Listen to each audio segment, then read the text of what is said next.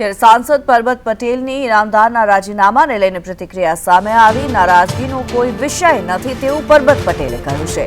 કેતનભાઈની નારાજગી કોઈ એકાદ પૂરતી હોઈ શકે તેવું પરબત પટેલે જણાવ્યું। નારાજગીનો બીજો કોઈ વિષય નથી। પરબત પટેલ સાંસદ છે બનાસકાંઠાથી, તેમણે જે નિવેદન આપ્યું છે, પ્રતિક્રિયા સામે આવી છે તેમની।